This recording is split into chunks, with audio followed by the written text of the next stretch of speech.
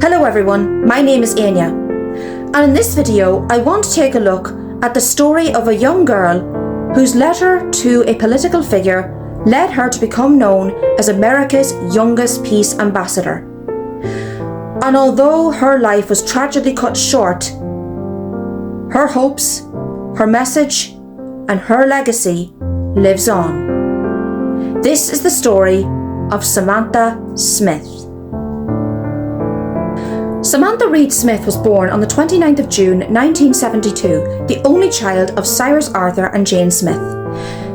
Growing up, Samantha had a great interest in international politics. At the age of 5, she actually wrote a letter to Queen Elizabeth II of England expressing her admiration for the British royal family. Samantha was born during the Cold War era, and as she grew up, tensions between the United States and the Soviet Union reached an all-time high. In 1982, when Samantha was only 10 years old, she was reading an article about the Soviet Union leader Yuri Andropov in Times magazine. She questioned her mother about whether the Soviet Union was going to bring war to America. With the encouragement of her mother, 10-year-old Samantha wrote a letter to Yuri Andropov wanting to understand more about the tensions between America and the Soviet Union and wanting to know if he planned to bring war to her country.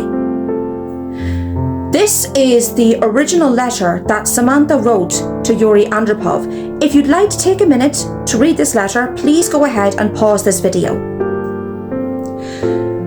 Samantha's letter was published in several Soviet publications. Now, she didn't originally receive a response from Andropov, so Samantha decided to send a second letter, and this is the response that she received from Andropov.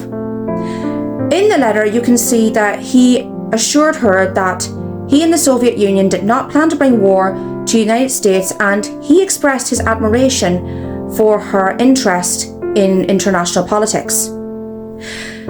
The letter also includes an invitation for Samantha and her family to come to Soviet Union. Samantha and her parents accepted this invitation, and in July 1983, they made the journey from America to the Soviet Union.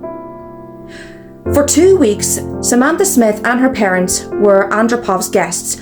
Although Andropov himself was too ill to actually meet Samantha, she was allowed to visit different Soviet Union children's camps, and she learned different skills and activities with different Russian children. Samantha came back to America happy and enthusiastic about her trip to the Soviet Union, and she came to the conclusion that people in the Soviet Union were just like people in America who wanted peace. Samantha became known as America's youngest peace ambassador. She continued her work in ambassadoring for peace, traveling to Japan and speaking about her desire to bring peace to the country and establishing new lives for children just like her. In 1984, Samantha hosted a special Disney Channel program where she interviewed several candidates for the US presidency. Many can agree that she could have potentially continued her campaign for peace had it not been for what happened on this day, the 25th of August in 1985. On the 25th of August 1985, Samantha and her father were returning to their homeland of Maine from England, where Samantha was filming a show called Lime Street. The plane was 4,000 feet away from the runway when it collided with trees and crashed, killing all 6 passengers on board, including 13-year-old Samantha and her father. The news of Samantha Smith's untimely death devastated not just America, but the Soviet Union. Representatives of the Soviet Union published this statement after her death. In the years following her husband and daughter's deaths, Samantha's mother, Jane Smith, established the Samantha Smith Foundation. This foundation worked for several years as exchange programs between students of America and the Soviet Union until the end of the Cold War in 1991. 40 years have passed since the untimely death of Samantha Smith. One can only imagine what she could have accomplished later in life. Her mother even said that because she died so young, it's hard to imagine what she could have been. Her dreams, her ambitions, they changed every single day. But one thing remained true. Samantha never gave up hope for her dream of world peace.